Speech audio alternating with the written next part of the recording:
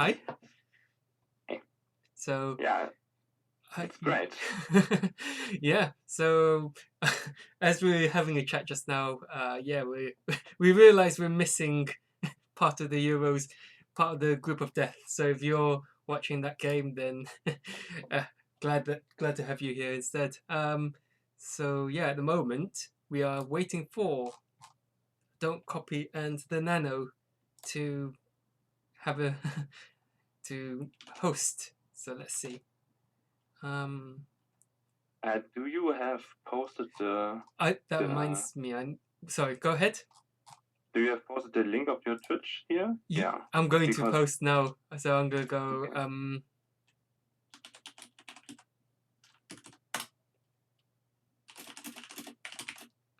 So yeah, apologies if you hear. So I'm going to. Yeah, I am wait. Let's see. Do you see? No, they're not up yet.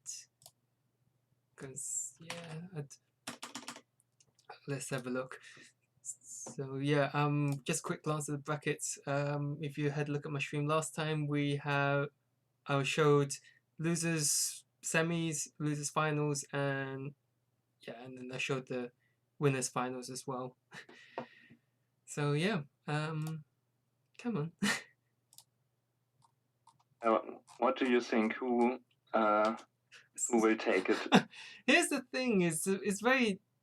I faced the Nano's build before, and Yeah, it's one of those decks that it just slow rolls you. Eventually, it gets to a point where he resolves a morphing draw or card destruction, and he just draws into all of his power cards, and then it's just Chaos Monster backed by Solemns. But as yeah, Don't Copy's a bit more traditional route. If you had look at the stream earlier this today, I yeah. think it's going to be a tight one. But at the end of the day, I think it's going to become as it always is with these sorts of mirror matches. It's going to be first person to draw into the Trinity pieces and loop the Trinity, isn't it? Really? What do you think? Yeah, I think so too. It's interesting that this is also a rematch of the round one. They played each other in their Yes. very first game. Oh, good point. Yeah, I mean, yeah, I think the Nano is in a really comfortable position here in the winners bracket because his sort of build, I feel, is kind of takes advantage of you kind of like it plays well. It definitely plays as Chaos Turbo should, but it just eventually gets to a stage where he just wins because he just has so many more cards than you, and he's got Yeah. his Chaos Monsters backed by Solemn Judgment, and um, yeah, both players are actually on Phoenix Wing Blast, so I'm happy to show the deck list afterwards. I need to send that reminds me, I need to send you the deck lists, so you've got an idea of what I'm talking about. I can see the deck list. Oh, you can. Oh yeah, Yeah. of course, I forgot. So yeah, it's just yeah. What do you think? I mean, did you get a chance to see them in action? What do you mean exactly? Oh, so do you get them see them play each other? Kind of like, do you see them kind of like, see them both play?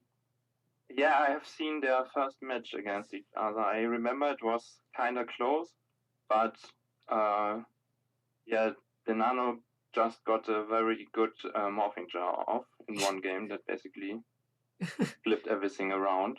I remember this very prominently.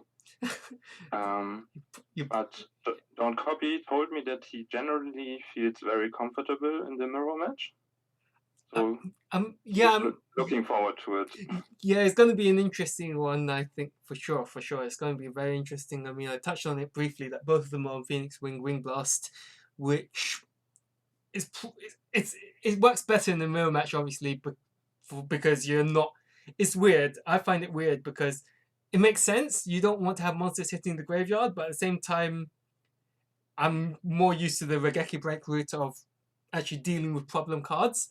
But I guess Yeah, go on.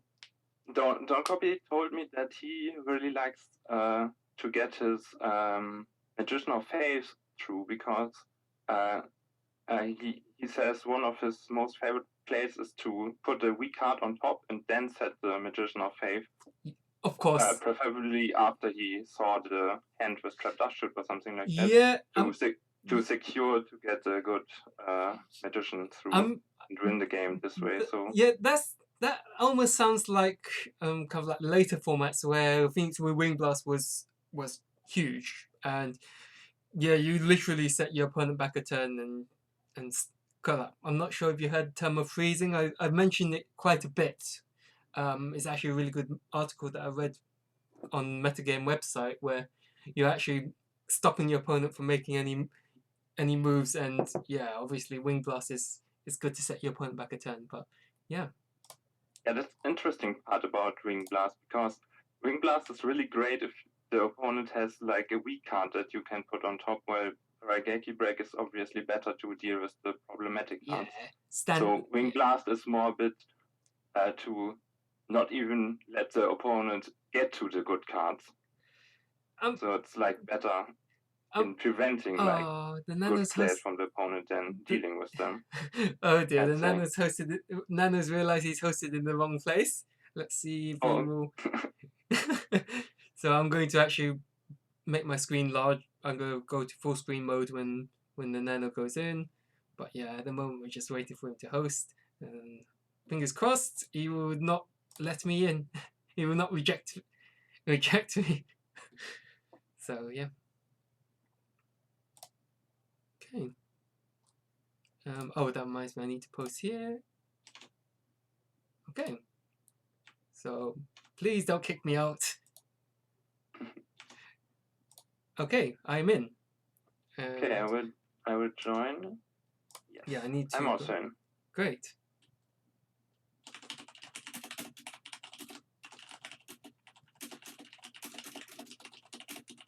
Okay, now the first decision of the game. Don't copy won the RPS, which is great, Yeah. I think. Yeah, what I do you think. think? Yeah, How important is it to win? Yeah, well, yeah. Don't copy. Definitely want to go first because I think he's playing a more traditional sort of build using Night Assailant and trap, and as you mentioned, Trap Dust Shoot. His build's definitely geared towards a mirror match. That's why he's feeling pretty confident, I think. But at the same time, the Nano's build is just one of those ones where if he resolves a morphing job or card destruction or something, then yeah, he just slow rolls you. Yeah, both players off to relatively good start for each player. What do you think could be the set? Yeah, could be a bunch of options. I mean, I don't know. Obviously, Dekoichi and Spy are main ones. It could even be Sangan. You never know. But yeah. What do you think? Yeah, I also think it will be one of those three. I don't think Magician of Faith makes too much sense. It could even be the Magician. I mean, that's one of the things you play. It's not ideal, but at least you have Magician, and you just grab back upstart and thin the deck more, because at the end of the day you are playing. You are in need of getting your Trin to pieces. So yeah, that's true. But it can. I mean, Don't Copy has Thunder Dragons, so they both have Thunder Dragons, so they at least don't have light scarcity. But otherwise, it's very rough when you set the Magician of Faith and then it gets knocked and you don't get lights on for the rest of the game. Yeah, or have problems. I mean, so, yeah. So you generally don't want to set the morph early if you don't know if they have knock or not. Of course. But maybe you can if you have Thunder Dragons in hand, I'd say. Yeah, I think it does depend. We don't obviously know what's in the hands at the moment. So yeah, it's gonna be as I thought it would have been the Spy, and yeah. So here we go. We have the Spy in play. It's interesting that the Nano set Solemn Judgment plus another card, and then now was forced to solemn it. What do you think could the other card be that he wants to protect at all costs? Could have been the Wing Blast. Let's see if it is the Wing Blast. But really, I mean, for me, it's not really a big. I mean, everyone makes this big deal about setting. So it is the Mirror Force. So everyone makes. Okay, in this case, obviously it backfired, but the chances of your opponent opening the Heavy Storm, ignoring deck thinning and everything, opening 6 cards is 15%. So you're more likely to have the solemn. So for me, okay, it backfired Yeah. on the nano this time around, but most of the time, um, yeah, most of the time you're like, well, I'll take that. And The question is, magician, what do you really gain from setting the solemn? I mean, it's perfectly fine to set the mirror force, I believe, but why the solemn as well? What would you actually want to solemn in such a spot? Well, that's actually maybe he knows he's on the solemn because we see a solemn here, but still, I think interesting. So the nano decides not to banish the and don't copy drops the chaos monster. So I was going, That yeah, ugly game. Yeah. yeah. So yeah, the nano losing, getting well, unfortunately getting punished for setting two in this instance. I guess we could say. Yeah, I would really say the solemn cost him like 4.5k life, and then it's Yeah, don't easy to copy. die from there. Yeah, don't copy had effectively the perfect follow up to deal with the remaining back row, and and the solemn to back him up, put him in a pretty solid spot. And yeah, Yes. I think the nano clearly, yeah, he was in an awkward situation where he had to leave the warrior lady on field, otherwise, yeah, otherwise he's taking what 28. Yeah, he's taking 28, Yeah. puts him to 1-7.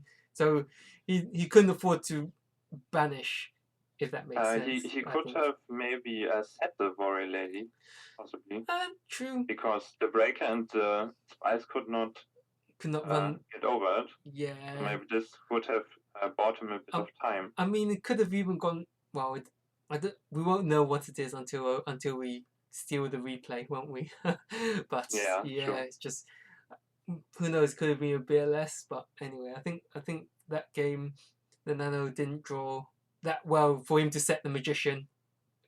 Is he's obviously he must have been trying to bait something out, but even then, it's awkward to set the magician when you don't have anything in graveyard. Absolutely. So now he starts with the T set and 2 outstands. Yeah, I think that's the thing about all these sorts of things. Like you get blown up by heavy storm, and next time around you just go T set. But I don't see anything. Well, like I said, he did get punished, but really, when you set solemn, you're kind of wanting to bait out that heavy storm relatively early. I think if you want to set solemn and back row, then you want to set more than just another one. Yeah, so that actually brings me on to a point where the nano could have had a bunch of monsters in his hand because we knew he had two Thunder Dragons in hand. So let's see what that set card is. Could it be? I don't think he's gonna. Interesting. So I thought it was a Wing Blast, but he chooses not to use the Wing Blast. Wow. Do you think that this means he has no answer for a set monster? Because I'm thinking, why would you set the Wing Blast if you don't plan to chain it on a breaker? Or I mean, yeah, I think it's probably what's in his hand. Like he decides, no, I'm not gonna discard anything because obviously you would want to spin the breaker back on top, even though it will hurt. It kind of like even though it affects what's in your hand. And Don't Copy's actually off to a really strong start again. He's making up for a lot of lost time coming from losers bracket. So yeah, yeah. I mean, I think you probably know. Okay, I thought you had disconnect. I was going to say that you guys probably have more experience with the Wing Blast than I do because I'm more the.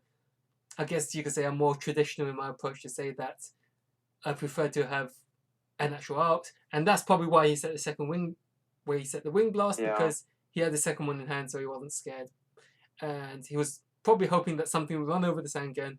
End phase, Don't Copy sets a card, spin it away with Wing Blast.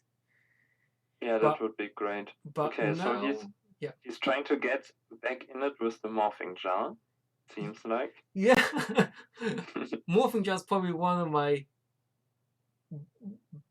favorite cards. I like, but with a lot of warriors out there, it's a little bit risky because filling up the warrior player's hand. Yeah. can backfire. You just give them more traps, and there comes the Wing Blast from Don't Copy himself, using Serpent as cost to spin away the set monster, which will, I reckon, it's going to be right away back in the hand. Then yeah, does it in standby phase? but I mean, yeah, at least Don't Copy has got effectively 3 blanks in the forms of 2 Thunder Dragons and a Serpent. But it depends whether he's got another Wing Blast. Another Wing Blast would actually be pretty good in the spot. Next turn, if he's got, yeah, let's see. Yeah, I think the Wing Blast shows that Don't Copy probably has a knock, so maybe the Nano can actually get the Morphing Jar off next turn. Yeah, it'll be interesting. I mean, like, yeah, I mean, clearly no Nobleman. I think we have someone who wants to join. I think we have your teammate who wants to join in, Pui. So yeah, so sure. I'll tell her to jump into one of the voice chat channels.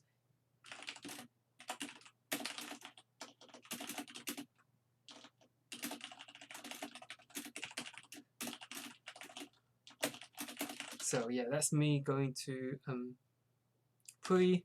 Yeah, so for those who aren't aware, Chopper, Don't Copy, and Pui have been in a three-person team. So yeah, Actually have a 4th person in it, but he was our backup member for the of course. 3. Okay, let me just say, no, Pui needs to jump into any voice channel. Okay. Oh, let me find you.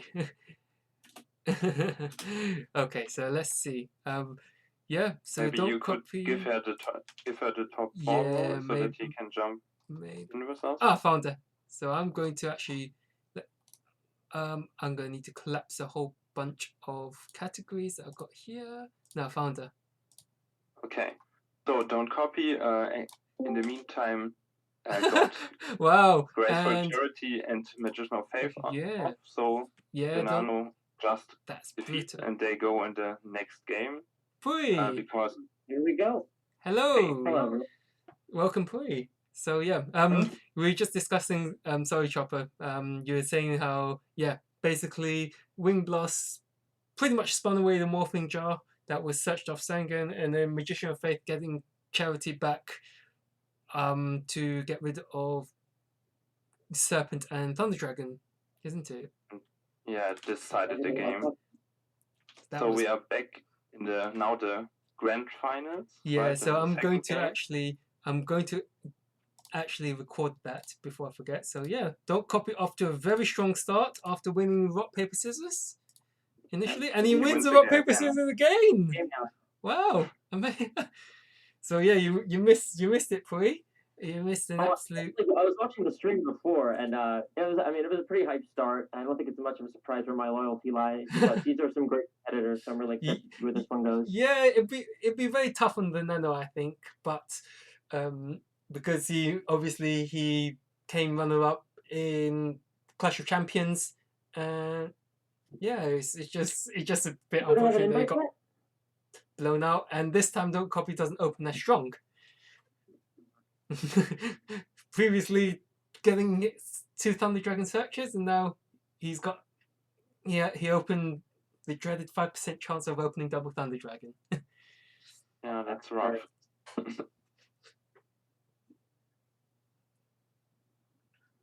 Yeah, both players don't have an invite yet, but are definitely worthy of one, I believe. So this is going to be a match to remember for sure. Yeah, Don't Copy off to a very, very, very strong start, but unfortunately this time around, he didn't draw as well. And let's see if the Nano can make up for some nuts draws of his own. And he's off. I reckon he's off to a pretty good start with the upstart.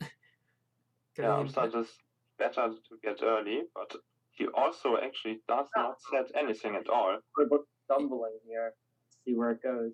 Yeah, bit of probing at the early start. We'll say that Nano currently has information that Copy's hand is subpar, whereas Copy has no such information. Though Nano didn't have anything to play. Maybe both are scared of mind control. Now we're back in game 1, aren't we? So yeah. Neither of these guys are playing the mainboard mind control, are they? No, they're not. In fact, true. I think their builds are very much catered to beat the mirror match. So in Don't Copy's case, as we said at the start of the stream, he's got copies of Trap Dust Shoot and Phoenix Wing Blast, and the Nano opts for a different route, also running Phoenix Wing Blast, but tending to rely on card destruction and Morphing Jar to turn the game around. Normally, from what I played, really great mirror breakers. I remember we saw those P-Trend builds with the Cyber Jar a couple tournaments ago. Making some really good finishes. That card's such a blowout in this matchup. Well, both jars. Funny enough, I ran jars in my Thunder Dragon Chaos Control list before, and yeah, I really liked it. Just being able to use it to get back into the game or discard a bunch of dead cards in your hand that you accumulate through Thunder Dragon. Manic, are you currently talking to me about how cool jars are? I'm of pretty course, sure everyone on the stream agrees with you. I mean, like I'm talking about in kind of like obviously not empty jar, but in like other decks like. I mean, we're we also play some burn too. We also love the jars. Yeah. +5 and I get to use it first. Always a good time. It's interesting though because in this matchup, there's always the chance that you get attacked and they get to use the cards first. But in this matchup, more than others, you can't really take advantage of that. So it really does reset the game, and you have to be really smart with it. It's awkward. The jars are awkward in the mirror match because they fill your opponent's hand up, really. Like most of the time, both players, it really comes down to who doesn't have a dead draw, like who doesn't draw the kind of like who doesn't draw a dead nobleman when there's chaos monsters on the field, or who doesn't have dead thunder dragons or sinister serpents in their hand, that sort of thing, right? So I reckon the Nano has got a solemn set because Heavy Storm and Solemn Judgment is the strongest combination, but Don't Copy has got double Solemn Judgment to counter war has begun, and now both are very low, so it might be another quick finish. Well, who gets on the board first. It could be the Nano saved. Well, actually, I don't think so. Like if Nano had kept BLS and Solemn and 2 Solemn set, he would have gunned the Solemn by now. So the fact that he's only used 1 Solemn for me suggests that the second card is clearly not Solemn and not a bad hit. Nano's going for the gold here with the blind MST, or you just see a normal summon virus.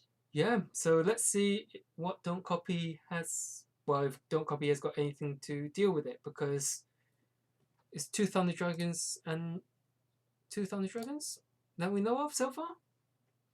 Like I said, 2 Thunder Dragons in the hand, 1 unknown card, and 2 sent.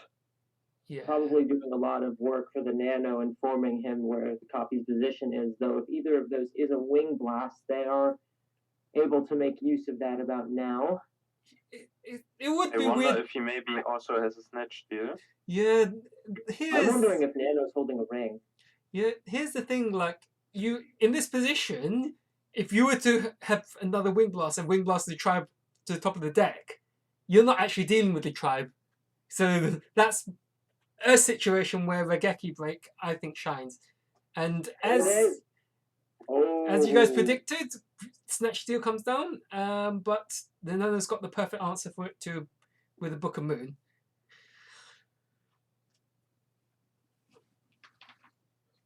Looks rough now for Don't Copy. Because he's so low, yeah, he can't really take any more damage. Yeah, he was forced to do that, wasn't he, really?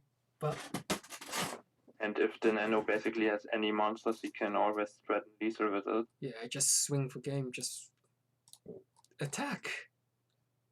Yeah, exactly. He can just summon a Sengen and you wouldn't like to ring it, or no, you could not ring it. You would die, but you need to ring blast it or TT it or some Yeah. other horrible place. On the Hey! bright side, Mr. Sorry, Turpin's AJ. only a 3-turn clock still, so.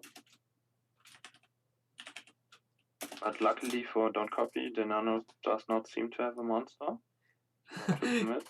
So I haven't really been paying attention to the chat, and we've got some hellos from AJTBLS. So hello back. Hello, AJT. Hi. So I hope everyone's enjoying the stream so far. I think we do have a great setup. Agreed. Oh, we've got loads of other people. Crash Fault. So yeah. Sound quality is great. At least when I was looking for. For me, cool. I'm always, as I say, this is probably the first time I've done some serious streaming, so yeah, I'm always on lookout for some feedback. And yeah, theNano, what does he have in his graveyard? What am I missing? As a Night Assailant, so he's Yeah. just looping it. Yeah. If I'm not mistaken, Copy doesn't play Assailant. No, he does. Oh, he I does. think he does. He does. Yeah, I covered it, but yeah, both of them are on to their kind of like both of them on the Night Assailants, and yeah. The thing is, before the tournament, we as a team brainstormed a bit if we wanted, or if Copy wanted to bring Night Assailants or not. But we concluded there might be enough Chaos Turbo to make it worth it. Yeah. Because we think Night Assailant is very good in the mirror, obviously. Or great. They're really important times like these when you're trying to grind the opponent out and you need to get that continuous sort of advantage. Though they have been gotten rid of here. BLS? Do we see the BLS here? But yeah, Yes. yeah, agreed. Like Night Assailant in the mirror match is so good for recycle. You kind of want to abuse the magician. Oh, that's gross. That's gross. No. Jar for game. And theNano. That Jar, really good in the late game. The Holy the Morphing Jar attacking for game. Awesome. But yeah. 700 is more than enough in this case. But there is a round one match I played for the Del Bolito, and I cannot believe I missed this, but I had my opponent at 50 life points, and I missed the line of summon Big Shield in attack mode and attack for game and just hit him. And there's just some times when these cards that you're like really always supposed to set, you just slam them and go for it. So love the gusto from theNano there. Yeah, yeah. Unsurprising that theNano doesn't actually miss the game shots and just summons the 700 beta to finish off the 650 that Don't Copy has left. Yeah, I mean, I'm not sure how I'm gonna get show pre the deck lists, but yeah, you'll be quite interested to see what's out there. And yeah, the Don't Copy is, well, needs to win two games back to back, but yes. I think he made up for it in the first match. That's true. That was pretty disgusting. And now he goes first again, and he has at least one Thunder Dragon. Let's see. Yes, it was he opens. So. He's seen Thunder Dragon every single game I've watched so far. I'm not. From what I can see, I'm pretty sure he has. Did he double Dragon again? Oh no. No. Oh, it was only one. I mean, yes, of course, no bias.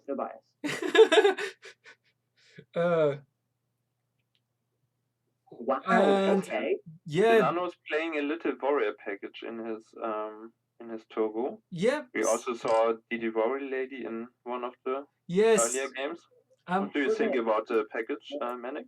I like the warrior package. Like, I think it does a good job of dealing with set monsters, but except why maybe like I've been playing around with kind of like one Rota, one Exile Force, one Mystic Swordsman, but people would say that's outdated.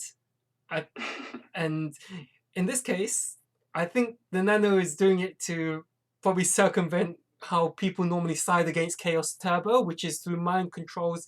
So in this case, he could go Rota, search for something, and then set a warrior, and then the opponent goes mind control. So that's what I think I like about the Nano's build as well. Is not just in game 1, but he's also thought about game 2. And yeah, I agree. It's a cool side plan that not many people are aware of, so, and I don't think that many people have it in mind. So it can really be surprising. Yeah, I mean, I'm used to it because it's something I've done. But other people probably say, like, I'd rather choose something more standard like a mind control or trap dust shoot or those sorts of cards to deal. At least feels that way to people. Oh, interesting that the Nano goes. I guess at the end of the day, as Scully always says whenever he's on stream, like if I force my opponent to use actual cards for their discard traps, I'm in a pretty good situation. So although it's a bit terrible in the situation, at least he's now forcing don't copy. The Nano's now forced don't copy to discard real cards unless he gets to Serpent or the second Night Assailant. At the same time, though, Copy's had a surprisingly good position, just keeping things somewhat even. He's about to pull ahead with the straw here. I guess I'm expecting that Nano was hoping for at least a +1 off the breaker, but that just did not work out at all. Yeah, MST coming in pretty clutch here. I think that's the one thing about these mirror matches is kind of like sometimes it's just what I've learned when I've been playing with Chaos Turbo is sometimes when I have the breaker and I'm facing Chaos Turbo, I assume that the set card's going to destroy the breaker, so I normally try to swing for 19, and it doesn't matter if you discarded something because, like, yeah, at the end of the day, I did force you to use something on my breaker. How often do you get hit with Sakaretsu armor? That's the thing. That is the thing, though. I don't dispute it because there are times where okay, is for the Chaos Turbo builds that do run Sakaretsu armor because of Chris Perovic, it's like it's awkward, but in that case you probably would use break the backcourt straight away. But in the case of don't copy, he's got a lot of he has the right balance of chainable and non-chainable traps, if that makes sense. Mm-hmm. So on the one hand, you kind of like you could attack with breaker and swing right into a ring, and that's probably good. That's probably the best you can get out of breaker. But being hit by a wing blast, or you break the back row and it turns out to be trap dust shoot because he knows that he's safe from breaker. It's just it's just one of those things where you don't know how to approach it. So in these sorts of match, in the Chaos Turbo mirror match, it depends on what trap lineup you run, obviously. I think it was safe because the Copy wasn't playing the Sakus. So Don't Copy is taking a break or taking a bit of time because he's thinking if he should commit a Chaos Monster to the board. Answer seems to be yes. And he's going for the big swing. Has he got the Solemn to back him up? The Solemn would be very, very strong. I actually like this play because the Nano does not have lights in his grave right now. Absolutely, no chance to retaliate. So does he have the... So now it comes down to, does Don't Copy have the Solemn? And because... can the Nano even answer it? What did I say? But now it's a yeah, he's forced like. I think that's fine for Don't Copy because the Tsukuyomi can deal with the tribe right afterwards. Exactly. Yeah, and now doesn't love discarding a card destruction just to get rid of a Sork like that when the steal was a perfectly fine answer.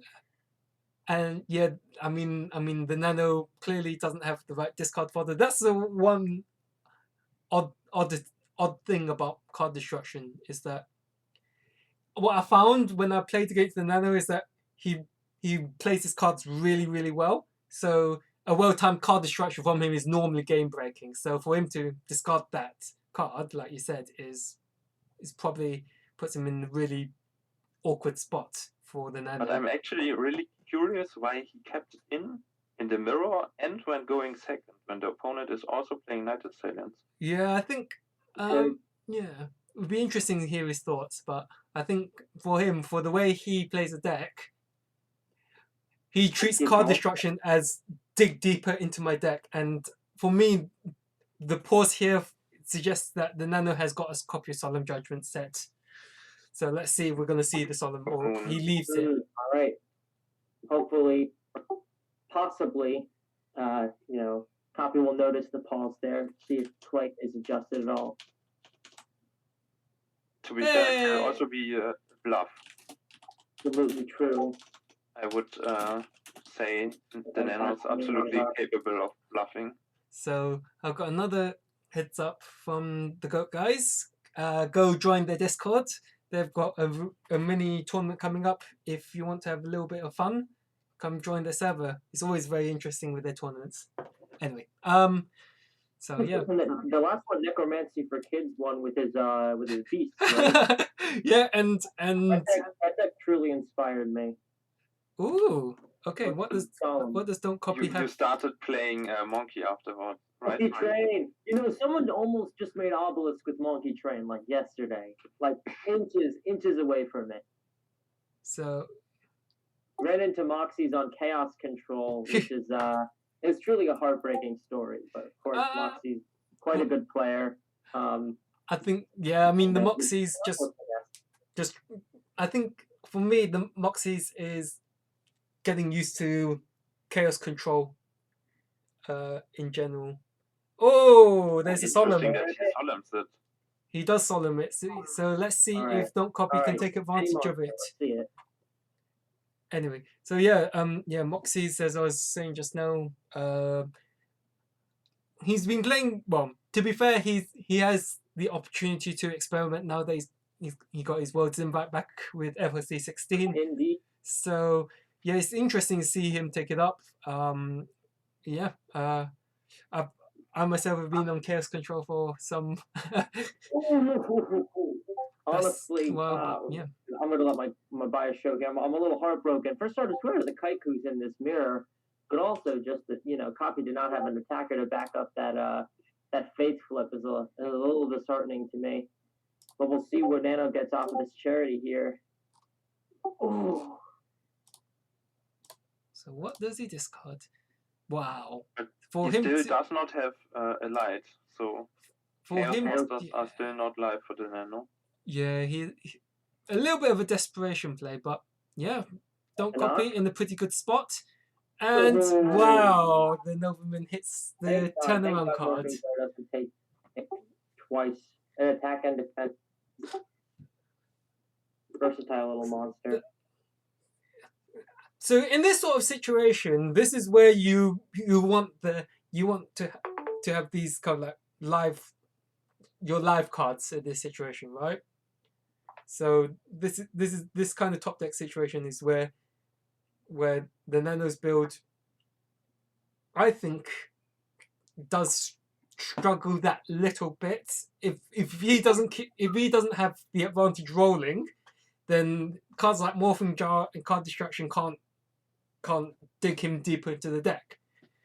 That's true. And in this case, Don't Copy. What is Don't Copy going to grab back? Sorry, folks, I keep going to the top of the screen, which gets me out of full screen mode, so that's a little bit annoying. I try my best to not keep doing that. He probably has to take Upstart Goblin, although it hurts to give the opponent more life points in the spot. Yeah, in this position, this is where Summon Dekoichi, back it up with Book of Moon, is strong, right? So you summon the Dekoichi, keep poking with it, and Chaos Turbo doesn't really want to be using its cards on the 1400 attacker. Interesting. So let's see if Don't Copy tops the Chaos monster, because that would be really. Has Copy played his Ring yet? Ring's also quite no, Ring's. Here. I'm not sure you can see on stream, but he's. I don't think he has played Ring yet. Yeah, Ring would be really nice. And Solemn out. Yeah, but for the Nano to, obviously he had to do what he did just now, but for him to discard Upstart Goblin, which helps his deck along and thins it a lot, thins it by a card, but still gets him to what he wants is kind of like that's the sort of situation he was in. But he's now in a really good spot thanks to the top deck. I guess it was a top deck Dekoichi in this instance. Indeed. Seems like that knock is going to pay off. Well, I think the Nano is clearly baiting with that. Must be clearly baiting something, but let's see what the bait is. But He got the player's monster. here. And it's And that's BLS with the knock. game. And that is Bring it to game. 3. That's the game. 1-1. From the man. Oh no.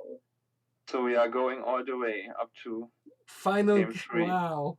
I'd say, Manic, you're absolutely right about Nano's build there. It's got a lot of powerful cards in it, but he certainly got himself stuck there with the lack of lights.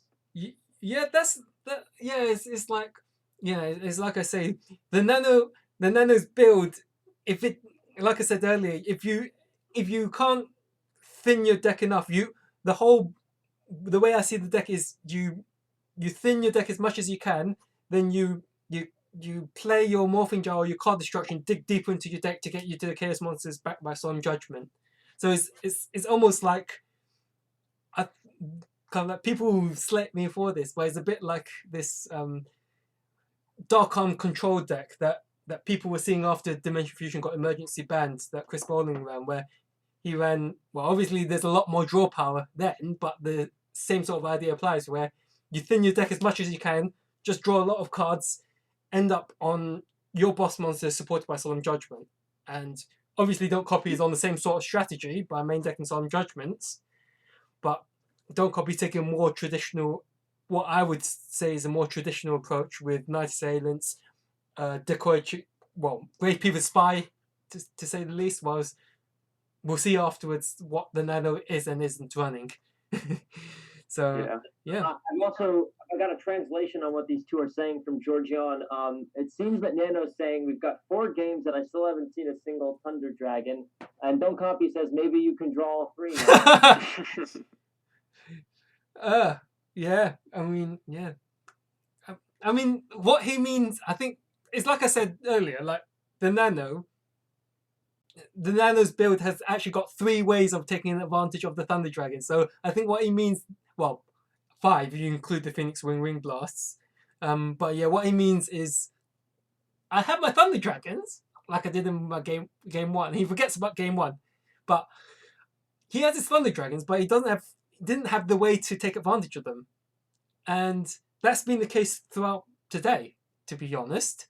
His deck not doing what it does so well, which is thin the deck as much as you can, draw as much as you can. Now he got 1. The question is, did he get only 1? So he finally has double Thunder. Let's see if he has Graceful Charity or Card Destruction to follow it up. Or Pot. I'd be happy with that. Okay. Nano's certainly getting what he wants now. Curse is broken. So, just in time, final game. So what a again, wow! And he opens his trap Dust Shoot. Yeah, Dust Shoot is really good on the first turn because you have full information about possible mind controls, about possible noblemen, so you can then freely set your Dust Shoot your cards. Has a really interesting mechanic in the mirror match.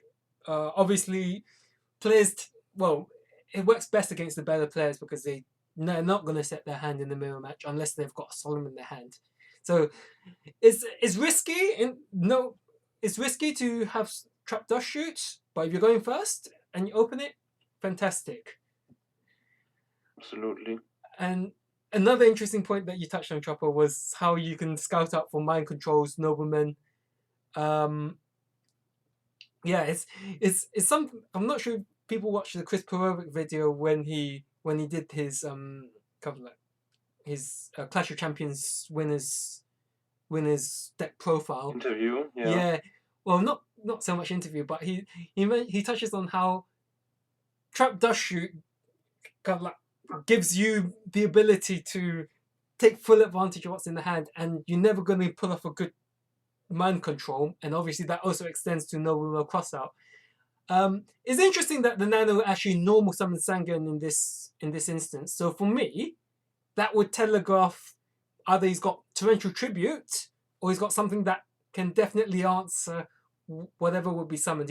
He doesn't want the Sangan to get nobleman. Is basically what that's telling me. Yeah. And he now has to choose the Kaiku. Chooses the Kaiku connecting would maybe be a bit it's interesting. Awkward for him. Yeah, it's interesting that Don't Copy didn't chain the MST here. Like I know because the chances of opening double dust shoot are 2% if you run 2 copies or 5% if you run 3 copies. Chance of opening double dust shoot. So I'm a bit surprised that Don't Copy didn't use the MST straight away, just so that there's not that information. Like MST is going to get used eventually, so you might as well use it. Try to see what that set card is. Yeah, you can, but I guess I don't know if you can't capitalize on it right away, then you can maybe just hold on to it. Yeah, true. That is true. I mean, yeah, it's just one of those things where it could even be a solemn judgment where the Nano holds on to the solemn judgment to negate whatever would be good in the hand. But I'm a bit surprised that Don't Copy didn't just slam the MSC here and take a chance and make sure there's not a solemn, because quite easily. Is the one in hand right now? Oh yeah, we see it in the yes, in the hand left. But I mean, I guess if it was a solemn, he left it because he knows that there's a Magician of Faith in hand. So unless the Nano had the answer to Magician of Faith, he would probably have used. I reckon that solemning the upstart goblin in this position would have been a good bet, but because Magician's in hand, so it's a Book of Moon. Interesting. Yeah, interesting. Like, yeah, I mean, Turbo. Surprised we don't see that on the Sangan, considering he knows that there's no knock in hand. Yeah. I guess could have drawn it off the upstart, but chances are low. Yeah. Well, I think the fact that, like I said earlier, the fact he normal summoned the Sangan for me suggests that he doesn't want the Sangan to get hit by Nobleman, because in the Turbo Mirror match, what I find is that I want to be baiting out stuff like mind control, but at the same time, I guess Nana has sussed out that Don't Copy isn't siding in mind controls, because siding in mind controls against mind control. Like siding in mind control, you hit Dekoichi, you hit Magician of Faith, great. But if you hit something else, then that's pretty terrible. Yeah, it's a -1 then, basically. And, I mean, looking at the cost Charity, of the very good card. Oh, Charity's fantastic here. It kind of undoes Nano's information in a lot of ways. And Upstart. And the Upstart, yeah. Ken shuffled up. What I was saying, though, is, even a Dekoichi is kind of just an Upstart Goblin minus the life gain off of mind control. So the cost-benefit's really low unless you can really hit that Faith in the late game. Which I mean, if you get the Dekoichi, you also deny the opponent the draw, right? So it's better than an Upstart. I mean, yeah, hitting the Dekoichi is not bad, but I'll show you afterwards what the Nano was on. But signing in mind, as I touched on, the Nano has actually got a strategy against people siding in mind controls against him, because that's the natural tendency when you see these sorts of turbo builds, is that you side in mind controls, but he doesn't really. He's just running the good flip monsters in a sense. So we've seen Magician, we've seen Dekoichi, we've seen Morphing Jar. We haven't seen really any other flips. So if that is a Magician from the Nano, then that would be super good in this position, because he might, as you guys touched on, Don't Copy didn't have the Nobleman. Yeah. But Don't Copy draw like 10 cards this turn, so that's good enough. Via the Graceful and the Upstart in the pot, so he is definitely back in the game, I'd say. Well, I was a bit scared after the beginning. Yeah, sorry folks. But the question now is, does Don't Copy slam the Solemn? And he does. So So it's probably the it's clearly the magician magician. again. It's clearly the magician. So is the BLS going to get dropped here? We're seeing. And it is the Seeing BLS. Spent BLS. Does Copy have another Solemn? No, he does not. And that's All right. that's Seems like probably it's on the Nano game. to close out this game quick, especially after Copy has burned out his resources. That's going to be a huge turning point because there's nothing to stop that BLS. Wing Blast in this situation is not really very good unless he drew the Serpent, but he would have discarded the Serpent unless he drew the Serpent off his draws after Charity. But yeah, that BLS is, as you guys touched on, as you two mentioned, real turning point. Let's see if Don't Copy has the answer for the BLS. The problem for Don't Copy is right now also that he does not have a Dark in the Grave. So he cannot answer the BLS with Chaos Monster. Which is pretty awkward then. I mean, yeah. Wings off 2, and Wing Blast is kind of suboptimal here, even though Nano's graveyard isn't loaded to resummon the thing. He's kind of low on resources compared to the Nano. Yeah, and the Nano just could keep poking with the Sengen and can always discard Thunder Dragon, so he can always get the BLS live again if you Phoenix Wing and blast it. Let's see what the Nano does. A lot though, and it seems like it's going to. So it's gonna probably get caught. Serpent, not sure what Nano's gonna grab. Do you think you take Serpent when the opponent has BLS? Yeah, probably. I'm assuming that at least because of the Wing Blast, and Nano doesn't have another light. Yeah, Don't Copy. He has 2 Thunder Dragons in the hand, so he definitely has another light. Yeah, good point. It's gonna be. I stand corrected. Oh yeah, because we got the fail to find. Bear me a second.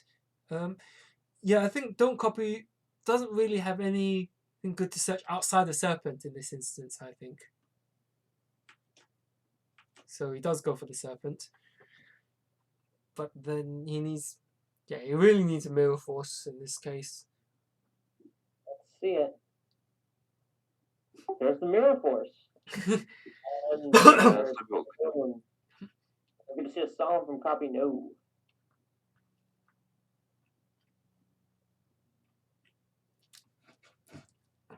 What do you think is set there? Maybe another Night Asylum? Could be Spy. I think. No, Serpent. We knew it's. Did we know a Serpent? No, I don't think we knew a Serpent was there, did we?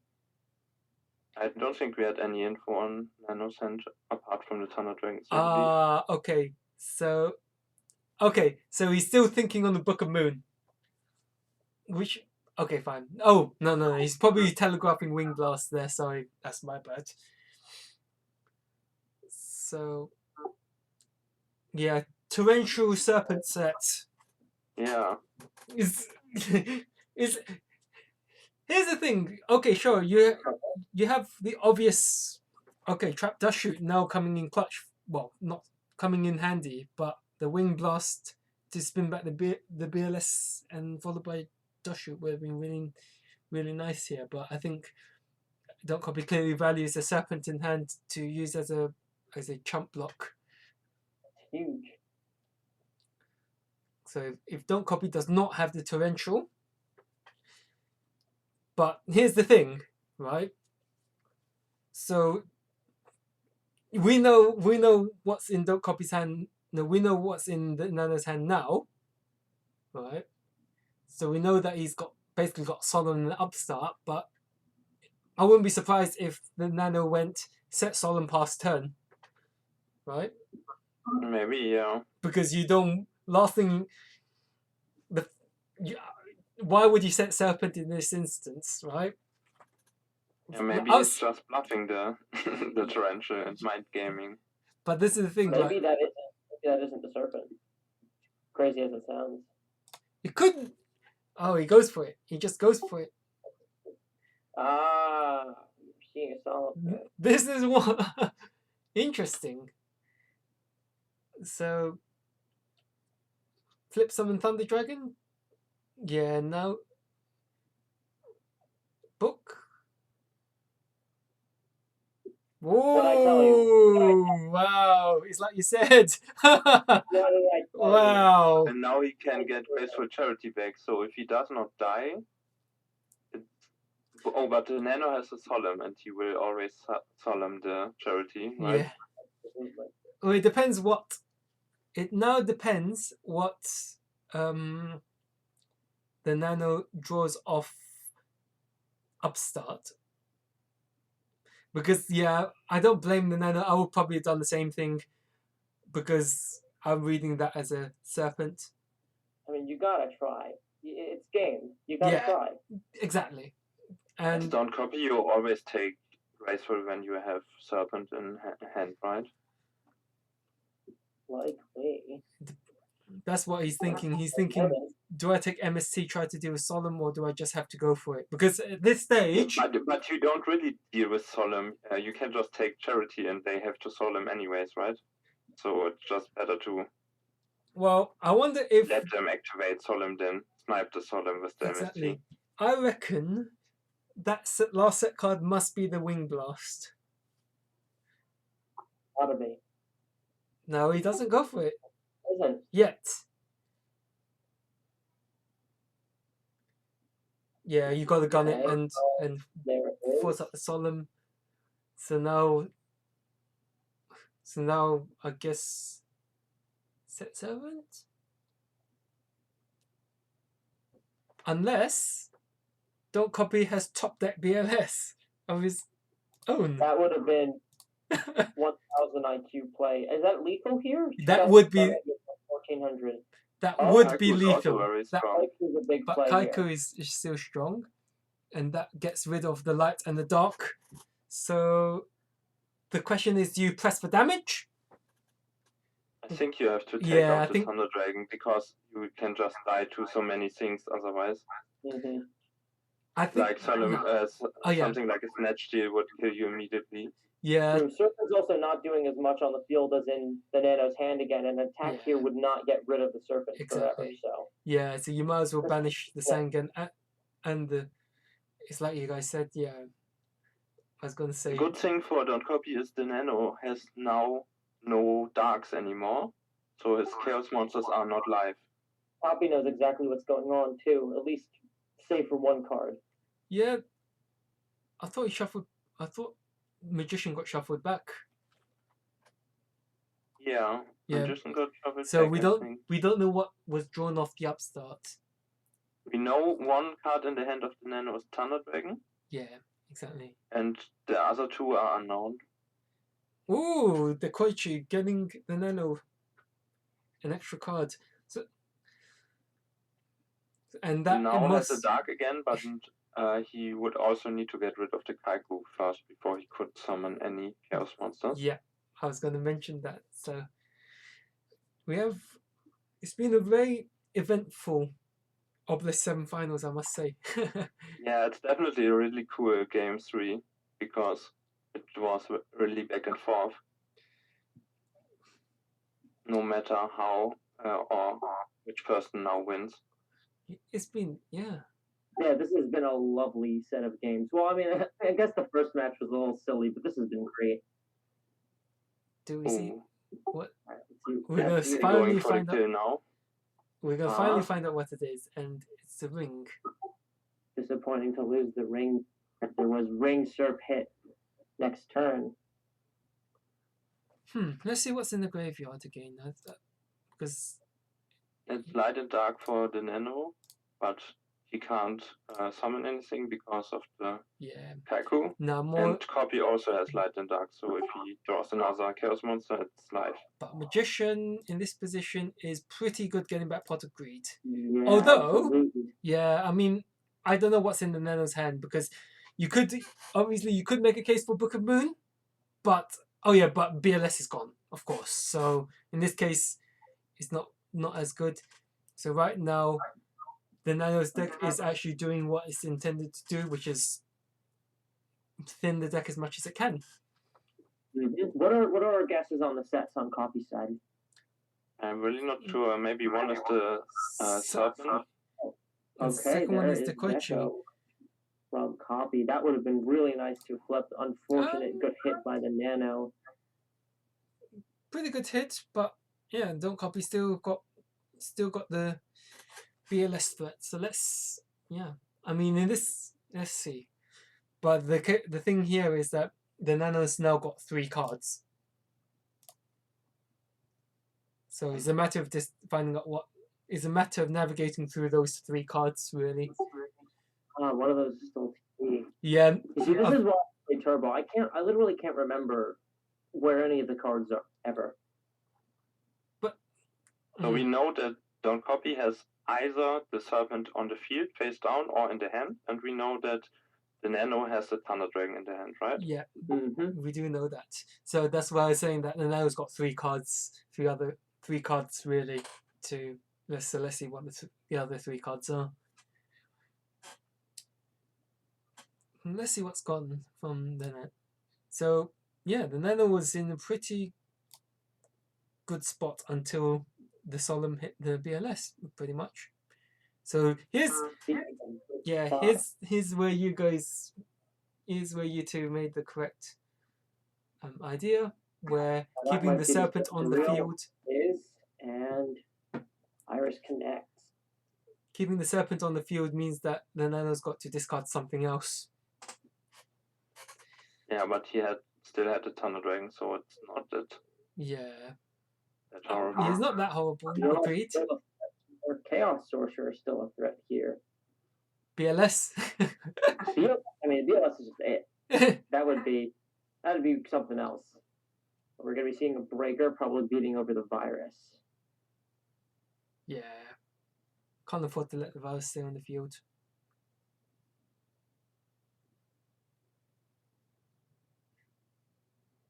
So Chaos Sorcerer would actually seal the deal for this one, but the Nano has clearly not drawn it. Has he drawn another Faith? Is the question. Could be more. Well, I don't know what it is. I mean, like, he's telegraphing Morphing Jar, but has it been banished? We've gotten to the point of the game where it really could be Morphing Jar. Morphing Jar would be huge here. So let's see. Absolutely. But if Don't Copy managed to pop it, then I don't know if it's even good for the Nano, because then Don't Copy could set his back row first. So Don't Copy trying to pop a back row to see if he hits a bluff. No, he actually hits a real card. That's a good hit right there. He actually hits a real card, but now he's thinking, well, here's the brilliant thing about, obviously when you run Morphing Jar with Solemns, obviously you have the brilliant idea of set your hand, set Morphing Jar. And he's going for the big play. Is this it? Have we seen... No. He's just getting rid of... Getting rid of Serp is huge. Getting rid of Serpent, making the Nano now needing to have to discard. It is a Morphing Jar! An epic game. But again, you have Copy as the first chance to try to build a real board with it, and it will be on the Nano to break that board. But Ring of Destruction is also a card, and so is Book of Moon. It could really go any way here. This is a hype match. Don't Copy only has 1 Solemn left, and the Nano has not drawn Heavy Storm yet, so it's also really risky to set many cards here in the spot for Don't Copy. And at the same time, now Don't Copy, I reckon, has drawn multiple copies of Nobleman. So he's just going to go for it. I mean, if that's a set Heavy Storm, then all props to the Nano. But now we've seen 4 Solemns used up. One broken by Breaker. So let's see what the other set card is from the Nano. I mean, in this position, Heavy Storm Chaos Sorcerer seals the deal if Don't Copy doesn't have a solemn set. Or Solemn and actual defensive card set. So let's see. If you have Storm, you probably just play it. But it seems like he maybe doesn't have it if he thinks so long. Yeah. Surprise! I mean, like, so it's interesting because like Don't Copy hasn't really seen a nobleman until this. Probably he's only seen it right now. theNano in a similar spot, not seeing Heavy Storm until possibly right now. He's getting Don't Copy is being handed life points. But yeah, that's great. So the ring would only be lethal if he targets the Sorg and not Breaker or lower monsters. And also he loses the kill with a potential Sorg on the Breaker now. Wow. Alright, it seems like Nano's gonna have any card he wants at this point. We're so down in the deck. Pretty much, yeah. And this is what you've been saying the whole time about why he plays that jar. This is just quite a position to be in. Yeah, and Night Assailant adding back a bit of Koichi or Moth. But yeah, the Nano. That's the one thing about the Nano's deck is that it's quite unpredictable in the sense that obviously it gets off to a slow start, but once the ball gets rolling with the deck and he starts to thin the deck this much, at this stage card destruction would be so strong here. But I think he would almost die if he would. Yeah, I was going to say, right? but his deck is so thin at the moment that he can't really afford to play the card destruction. He probably. But on the other hand, if let's say in the last 6 cards, there it is. There it is. Yeah, and if he now has ring, it's really hard. You would need to top deck Book of Moon. Yeah. Could it be possible there's a book set on the Chaos Sorcerer just for safety? Yeah. That's true. That's killing the breaker is not enough with the ring. Yeah. So that was the downside of the Upstart Goblin. So beforehand. Yeah, interestingly enough, both players are running Book of Moon, card that doesn't do much against warriors, but is useful in the mirror match because there goes Snatch Steal. I mean, it's not really a Snatch and there's a card destruction, so theNano is probably confident with what's left in his hand to be able to deal with what's. Yeah, Wind Blast is. That's the thing. That Morphing Jar actually hurts in the sense that, okay, it gave Don't Copy more cards, but it actually discarded one of Don't Copy's real cards, half cards that he can discard.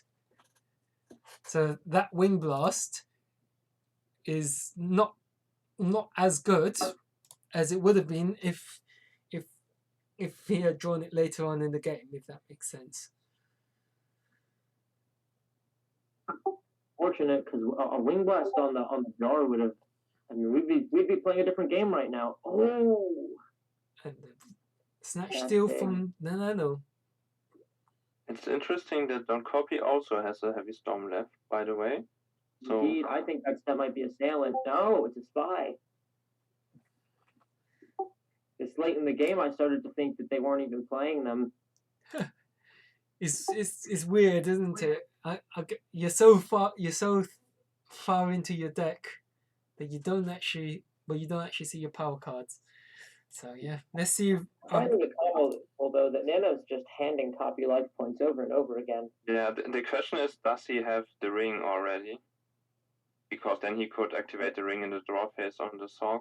Yeah. And Copy would need to book the Sorg, which would give it to Nano indefinitely, which would be really awkward. So if he has a ring, it's a really cute play to do it this way. Yeah, I think you have to fire off the ring.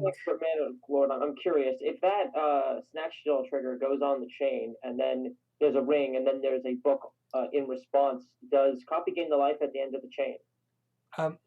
So Snatch Steal, well, Snatch I Shield think Chain you Link would 1. just activate the ring in the draw phase, right? Yeah, you probably want to activate Ring and Draw phase, but if for whatever reason you activate Snatch Steal, and yeah, you gain 1,000, and that Snatch Steal is no longer face up on the field. For me, I interpret it like as if you had a continuous spell card on the field. So if the Snatch Steal is not face up on the field when the effect during the standby phase activates, then the effect that causes the opponent to gain 1,000 life points does not happen. Is the way I interpret it. So if that's an incorrect ruling, then I do apologize ahead of advance, but that's my interpretation based upon how continuous spell cards work. I think that makes sense. So the question is, what is Don't Copy's hand now? Have we seen it, or have they wrote something about it in the chat? Yeah, so that was very strong. theNano returned the BLS, which would have that we've been saying that Don't Copy needed all that time. And when Don't Copy needed the BLS, it gets sent back by Trap Dash Shoot. That's quite painful. Oh, but he has the mind control to get rid of the Sorg, and now he can pressure again.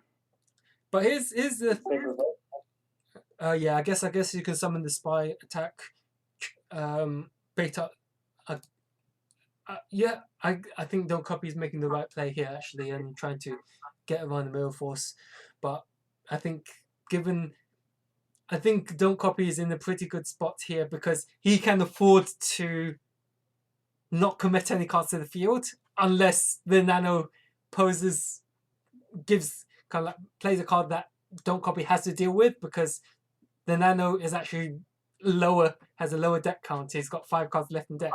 So Don't Copy. He's also out of offensive power cards for the most part, except for Ring, which he kind of turned off with his hand and copy life points. So really, I mean, there's just a Mirror Force left, right? I think theNano should have at least one Sorg left, right? One Sorg, yes, absolutely. Actually, let's have a look. I'm not sure how much a Sorg can do here, 2. Given the amount of 2 stuff on the board. And theNano opting to discard the Magician here. There was another mind control. Double. So I think theNano is freezing the opponent here by freezing Don't Copy by making this particular play, knowing that that Don't Copy won't draw into another Chaos Monster by spinning away the set monster. But it all depends what's left in Don't Copy's hand. If I were Copy, I would not have summoned it last turn, so it could be holding. No, either way, nah. Even then, theNano could have easily gone, I'm going to play Wing Blast, spin away your spy, and set you back a turn either way, knowing that you're drawing into a spy. Where he's saying, I think theNano's saying, I've made a mistake here. I don't know. I had to grab Translate. I'll have to grab Google Translate on this, but I think I've got a better than Google Translate called Georgian Translate. Our man Georgian watching the match with us, good Italian speaker, of course. I'm pretty sure native. And we've got. According to Georgian, Nano says, "Fuck me." He must have realized he's done something silly here. Clearly, for him to. Oh boy. That's. Fuck me. I had to bounce spy. Not something. So he read the set monster as a spy. Reverse D face, the disappointment face. Copy says, thought I won.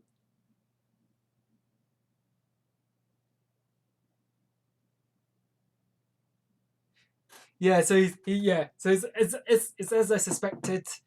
theNano realized he made a mistake. Because the spot is still not bad for him, right? Not the worst at all. Yeah, let's see what the set card could.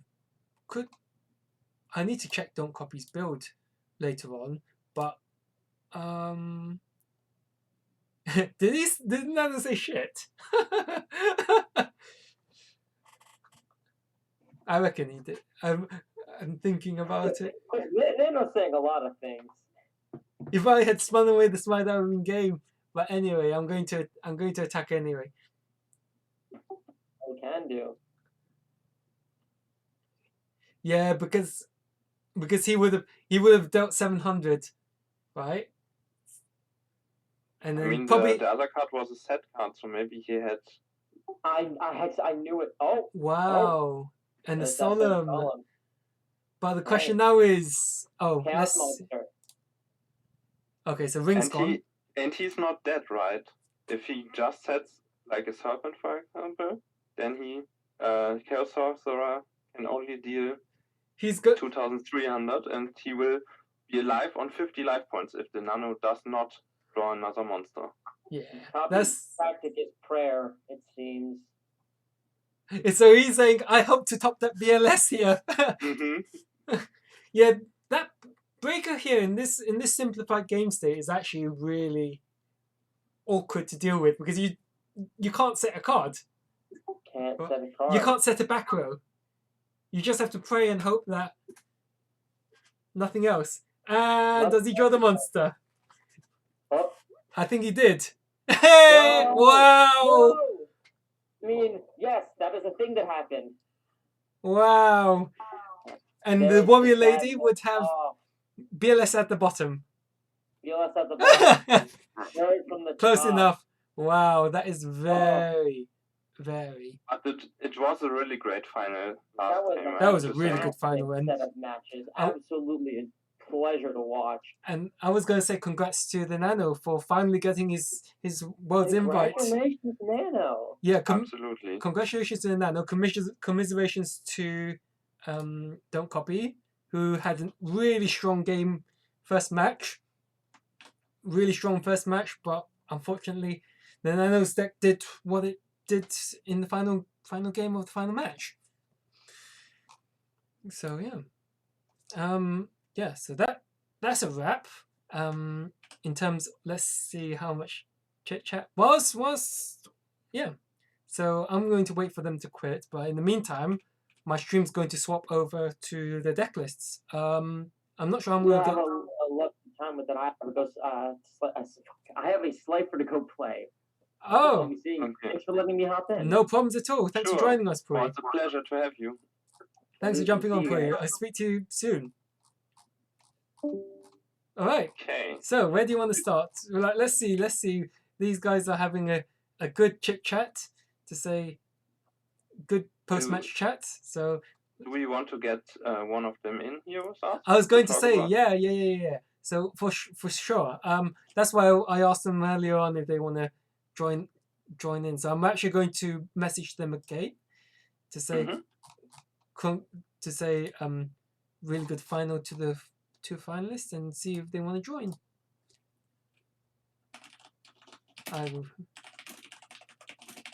So excuse my keyboard for the street people on the stream. Apologies whilst I tap away on my keyboard.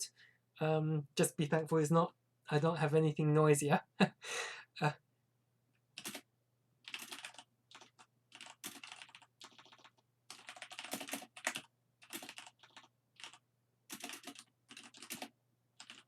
So the Nano but yeah, that was a really good game. Let's see. Okay, yeah. we can start with the other lists of of course. Right? So yeah, I actually want to cover Don't Cop Templari's list first, which I actually have on screen right now. So you have Templari's list on screen? I have it on screen. I'm not sure if you can open up the document yourself. Yeah, I have it open. Yeah, I mean, Royal Decree in a scapegoat based deck, I think I like it. Completely makes sense. I showed you my list that I had. I'm hoping to top with it at some stage. Where I'm keeping it quite under wraps. It's quite interesting. He doesn't even play the Trap Trinity, right? Yeah. No Torrential, no Ring. So he's going really all in on the no trap. Yeah, no traps, but back yourself up with books and goats. And well, if you think about, I guess this is there's two approaches when you're building any sort of chaos control list. Is you either run Royal Decrees in the main, or you run Sakuretsu Armor max up. From the builds that I have been able to see, I actually want to give a shout out to Crash Fault, because I've been playing around with his build that he's kindly shared with some of us, and yeah, it's triple Sakuretsu Armor, just designed to kind of beat the warrior matchup. So you either go down that route or you go down this route of maxing out on decrees. Yeah, pretty standard list. Outside of none of the Trap Trinity, which makes sense when you're main decking decree. You have decree up. It's not I the also like the Spirit Reaper. Reaper Because is Reaper It is gives much stability against Well- warriors, and it's also great against decks like Reasoning or Tub. in general Aldwin deck. You think about Reaper as well, not being able to be destroyed in battle. How Chaos Turbo needs to burn a card on it, and it always baits out a card. And ever Yes. since I've been running it in my Chaos Control build, I've actually been loving it. It's just solid all round card. I mean, the other interesting part is he's running no Regeki break, which is Yeah, I think it probably takes a little bit of getting used to. I'll be honest, because I think it makes sense if you go full on the decree. I would not play Raigeki breaks. You can still play the Trap Trinity, I think, but Raigeki breaks would be a bit overkill if you plan to decrease in, right? Yeah, I mean, people have been going with the approach of Mirror Force, Ring of Destruction as the only two traps, and then max out and decree, with the mindset that you want to keep field presence. But the person in the mindset in me that goes run staples, I would run all three of them and 2 decree if I wanted to go down the route of main decking Royal Decree and have some sort of traps.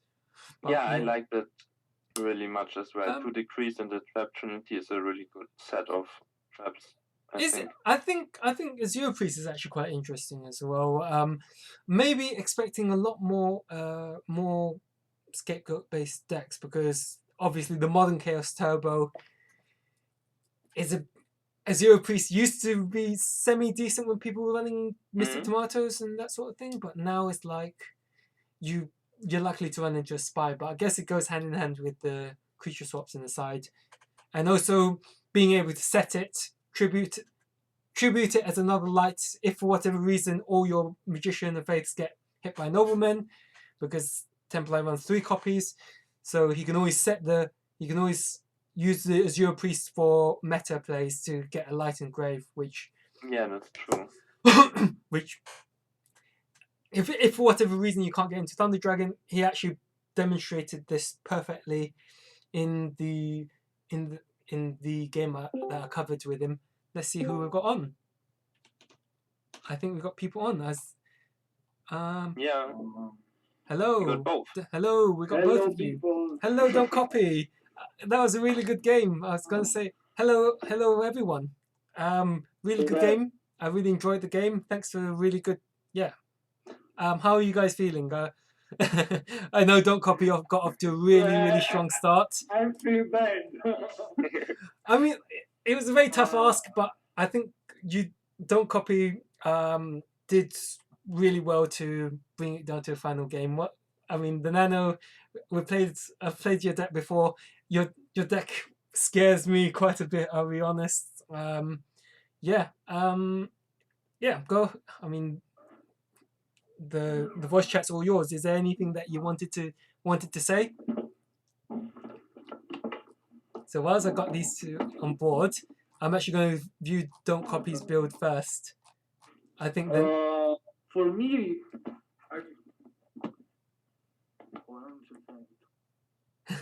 I think someone is checking their mic. I think someone wants to say something. At least I don't have Yeah, I think he complain didn't understand nothing. what you. Yeah. Now I'm understand. Now I'm loading my tools. But yeah, I don't blame both of I you. have to play Morphing Jar, baby. I was Because the morphing jar is the main problem for me versus the Nano. Even in the first match at the beginning of the bracket, I've lost for that card. funny you should mention that don't copy because I actually lost to cast your mind back the Nano when we played I think it was I can't remember I think it was the last GFC I think GFC 12 and you resolved multiple morphing jars against me. That was No, it was a nightmare, that card. it's Because at a certain point I felt in a good spot, but that morphing changed it all. But yeah. I read that morphing because someone at search set my snatch steal and I to no, that is morphing. Yeah. But I mean that's a brilliant well that's what I really like about morphing jar is that when you're facing against Chaos Turbo, it's almost like an equal. If you're the Morphing Jar player and you resolve Morphing Jar against a Chaos Turbo player, I find that normally puts you in a really good position as the Morphing Jar player. So I don't know if you agree with that, The Nano. morphing jar can cancel, can delete all the advantage of a Chaos Turbo. He can have 6 cardinals, but if he hasn't an out to the flip, it's over. Also, you have a lot of flips, so isn't like a barn or some other decks that play all aggro bomb only 2 flips, so it's difficult to flip that jar. You can bite a lot of flips when it's the right moment. Exactly. Use the morphing and change the duel. That's exactly what I said. That's exactly what I said about the Nano's build is that the build gets to its, from my understanding of playing against a deck and seeing the deck, you thin out the deck as much as you can. Then your morphing jar and card destructions effectively become dig into my power cards, dig into my source, dig into my chaos monsters, dig into chaos monsters backed with trap cards. That's the way I see the build. So yeah, it's a very strong build I find. And there's a Can I night. watch the build of the Nano? Now I'm watching the streaming. Can you scroll to the Nano? Yeah. I mean, don't copy. Since I've got I you, haven't seen Don't Copy because I think most of the things we play were similar, like maybe 3-4 cards yeah. difference. I mean, don't copy. Is there? Nano, I think it's very interesting that you don't play mind control. Can you explain to us why Let me you scroll. decided to not bring it? One thing is, in general, I don't really like because sometimes you're forced to use mind control, but some sets aren't great to use, and that's almost as bad for me as resolving a good one. And like I would say, I don't play Gravekeeper Spy, while most of the mirrors play Spy, so there's even more chances to break mind control. But I would rather play Exiled because it's safer. Also, I always keep book in the mirror. I know many players side it out, but if I use mind control, the fact they keep in book of Moon can backfire very often. I won many games against mind control when they take my fate, but I book and go off next turn. Even a Donzalog in the side of the Nano. Yeah, it's a mini warrior package that I did touch on because, I mean, way I see it is that it also plays around people siding in mind control against you. Would that be correct to say? Because you can set the warriors, and but I think Donzalog is for combo. I don't think he sided Donzalog against me. no, no, it was very last minute, so some things may not be very exact. Like the Sasuke was mainly because I had 2 sorcerers and I side out fate sometimes, so I could support only that with only one army. search. Yeah, only well, one yeah. I mean, oh. I guess it makes sense, like I always say, because your idea is just accumulate the advantage, then you you have. It's not you drop your Chaos Monster and back them up with the trap cards. It's something that I've seen Ghost Rider do as well, if I'm not mistaken. But One anyway, time Ghost Rider played with only one search. yeah, But, yeah. I have to say, Yeah, with the Morphing Jar and card extraction can be a risk only one search. With Morphing Jar and card extraction, I would play two, but the Nano has one, so. It's a funny spot because you play two, you draw the sorcerers, but you play one, you reduce your Don't chances, draw. but Okay. you don't draw the chaos monsters as much, but at the same time, if you have it in hand with the morphing jar, you have to make that decision of when do I play my chaos monster. But I think from what I've seen of how he's played morphing jar is hold on to the morphing jar until you get to the stage where it's late on in the game. Late in the game, then you resolve the jar and get yourself a fresh hand. Is that correct to say?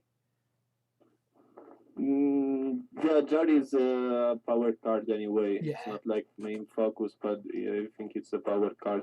It's also the kind of effect like card destruction or charity, where you get multiple discard and multiple draw, which is just game over with many combinations. Oh. But the change of the sorcerer was just to add tribe, and it was mainly because of consistency, because it's very hard to summon sorcerers like against decks with dash shoot or something like that. So tribe was easier early game, and it was like also a threat card. He can kill opponent, but I also can summon it very easy before jar or card destruction. Yeah, exactly what I said. Where you can hold on to the jar until you need it. So yeah, that makes sense. And well, interesting enough, the flips that you see on the screen is just the good stuff, flip monsters. So the Koichi Magician of Faith, obviously good. Morphing Jar power card or gets you back in the game. Decide on whether you like it or not. And then Night Assailant makes sense with all the discard fodder. But yeah, outside of that, there's not really any other flips that kind of like people can play Noblemen and say, oh right, I basically did something really strong. And also actually the fact that you run such a small flip lineup compared to other people, kind of like I guess that also kind of like hurts. Obviously, if Dekoichi gets banished, then you have one less dark. Well, you have fewer darks in the graveyard, and I guess that's where one sorcerer does help you in the long run. Is that correct to say? Like you need a very good hand for it to be live early game. Of course. But with a very good hand, it's not you win even without sorcerer very often. So it was fine as a late game strong card. Yeah, that makes sense. I have another question for you, Nano. I saw that you kept in card destruction when going second against Hockey in the second game of the second match. Can you? Usually, I side them out in the mirror. Can you tell us why you decided to let them in, even when going second? With card destruction. Because I have morphing and it can be that morphing can reset at the end, so it's a bit easier. And yeah, that's a bit easier with that. But like sometimes you just suck if they don't open great and you straight win. But it's some games just you don't get there without card destruction. So yeah, you hold it, and sometimes it's not good for many turns. But at least last turn you get to play, it can win. Yeah, it's funny you should say that, theNano, because when I played you actually held on to that card destruction for kind of like late on in the game, and you drew everything. So it's like it's kind of like it draws you in the early game. If you've got everything, if you got all your discard cards, obviously like Thunder Dragons, multiple flips to go with Night Assailant, that's great. But even in the late game, you have the card destruction. You play it and you get rid of all the dead cards in your hand draw into better cards, and that probably normally wins you the game. Is that right to say? So late on in the game. Yeah, if you get stall or very long, you can set up. It's a blowout card. Yeah, exactly. Maybe it would be cut. Before I had Mystic Swordsman level 2 in the sideboard, and often I would cut when going second morphing card destruction and one sorcerer or tribe for one reinforcement, one exiled, and one swordsman. But very often I find myself like I would have felt better just with the regular main deck, so I tried keeping them and just adding one exiled. The thing is that you can't protect your Mystic Swordman level 2. So if you don't hit something nice when you attack the first time, if you hit a Sangan or something else, if it is destroyed in battle, is like -1. I've tried a bit the card and I didn't like Hello, for example. It's fun. Level 2. Yeah.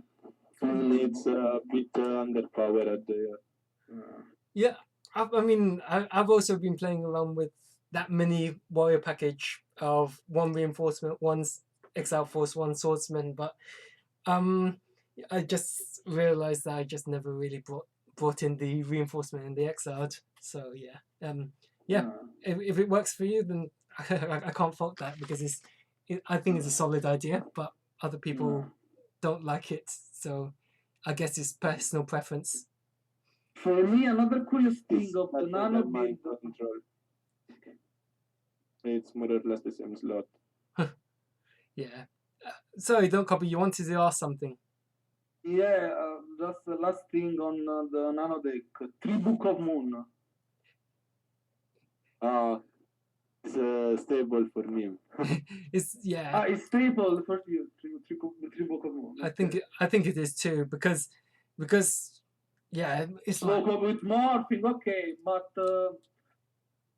okay. Morphing. I think it's a bit an old school approach, right? Let's say when Regla won Worlds, everyone was playing Triple 3 Book of Moons, and then people started to cutting them to one or two, and now people aren't expecting Book of Moons anymore so much. So maybe you can now go back in with more to surprise people. But it's I think for this sort of build, like you kind of do want Book of Moon to you also use Book of Moon to protect your Chaos Monsters from other Chaos Monsters, except from BLS, obviously.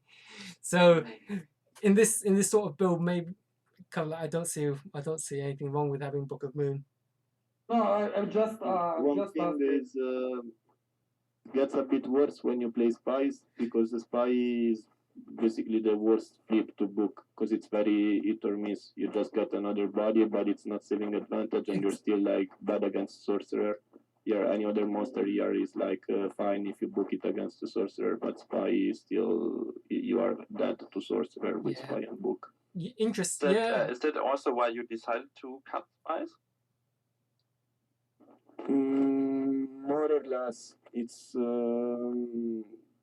I think not very big impact because I can play punish cards to play against aggression, but it's like when I flip a spy, it's never banking on advantage because you're always weak to sorcerer or snatch, tribe, torrential, animus removal, and you can flip summon it because then you're forced to either get it attacked or do something weird, but you don't want to keep it face down.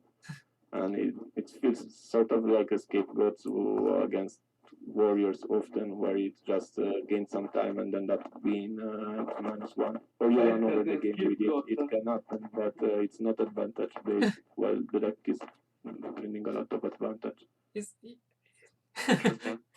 Interesting. Yeah, I mean, I guess maybe I should just trust my instincts because I actually have a build of Chaos.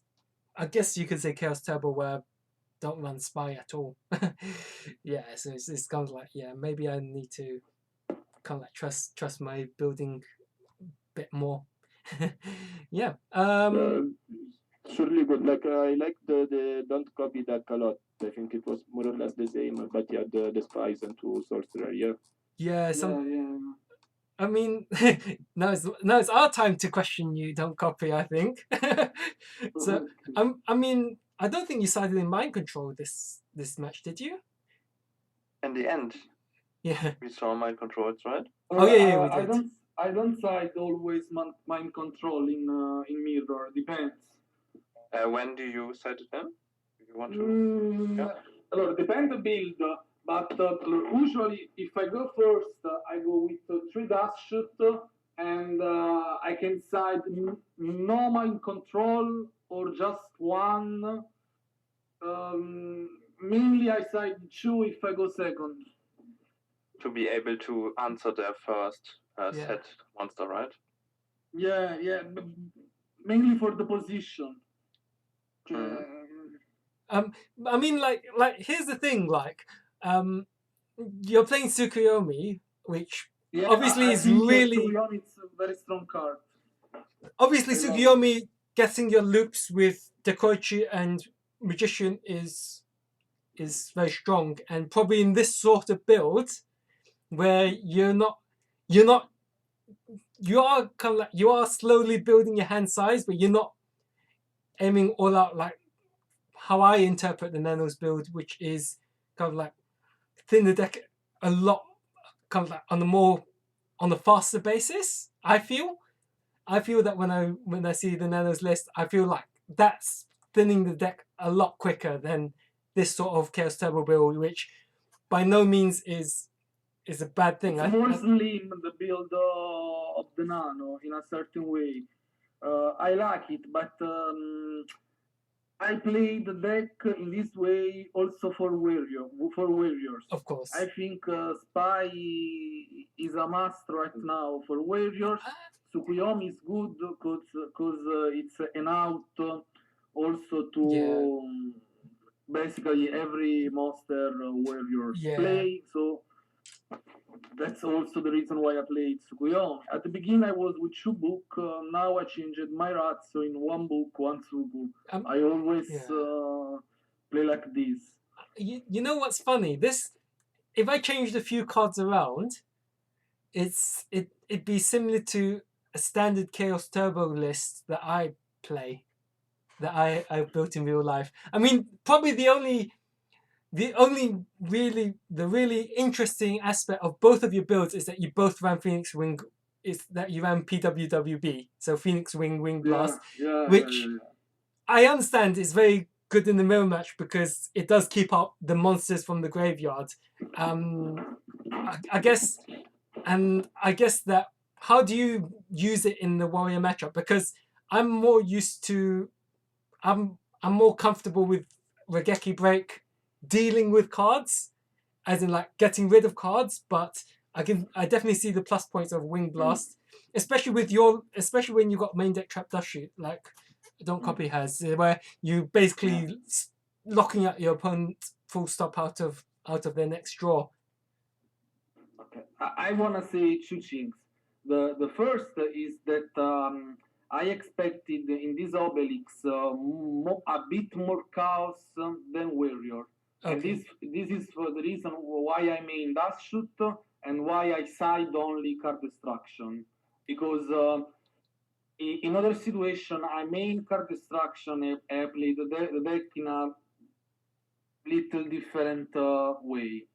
But anyway, I think that PvVB can be good also against warrior because sometimes if you simple put their monster on top and you're able to resolve your flip the turn after, that monster on top in many situations can be also not useless, but not very dangerous like before, no?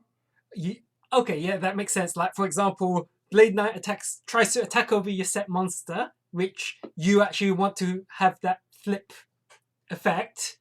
You send that Blade Knight back to the top of the deck, then you flip summon, you resolve the effect of you use your flip monster's effect, you get whatever you need out of it, and that Blade Knight doesn't do anything. Okay. But Yeah, Also the same with like Kaiku and Chaos Monsters, and they have some Yeah. big cards like Sakuratsu Armor, and spin the back row. Yeah. they play like 15, 16 monsters, but they want to set everything, so it's easy to notice. Sometimes they have more monsters, and you can break them a lot, giving them one more. Yeah. It's like Yes, gaining one card. That's very, very true. That is actually very true. I mean, actually, there was a really good.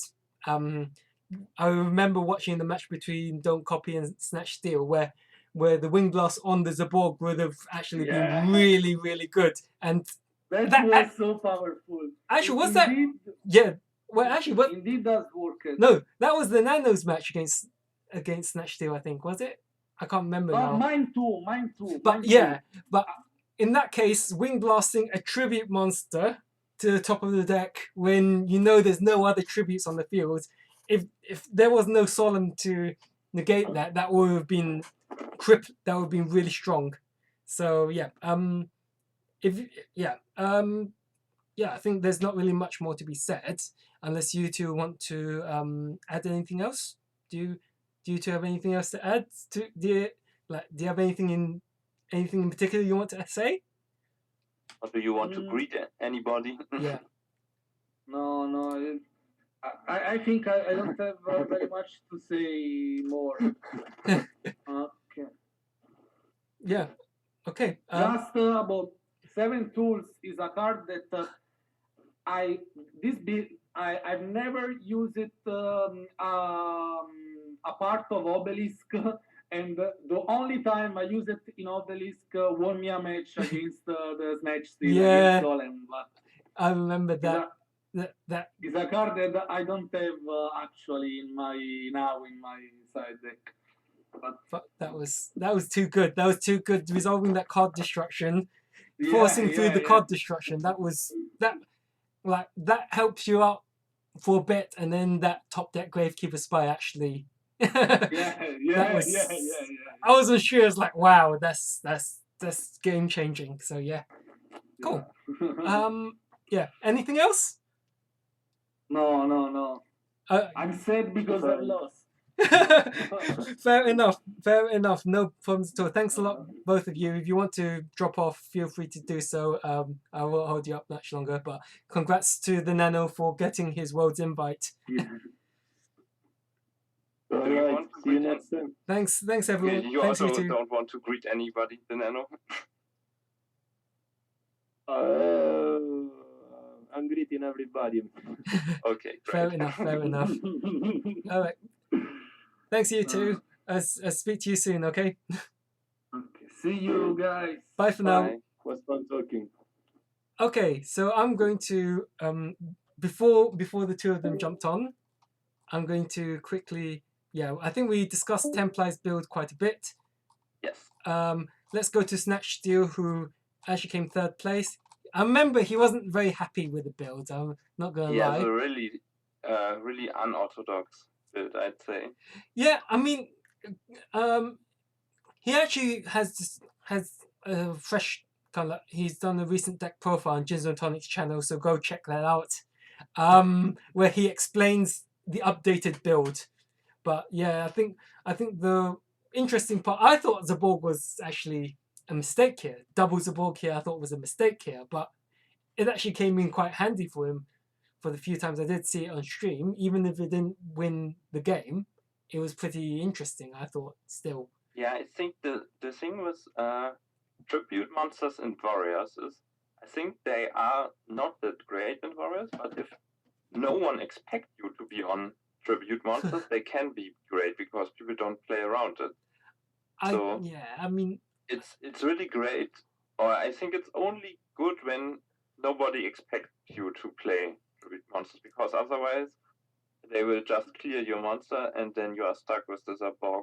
Does nothing. Well, as I touched on, in this particular tournament, Wing Blast on the Zaborg. If that, I didn't see, like, I caught it on stream where it had to be, the Wing Blast had to be negated because Snatch Steel was in a position where top decking that Zaborg would have been really costly.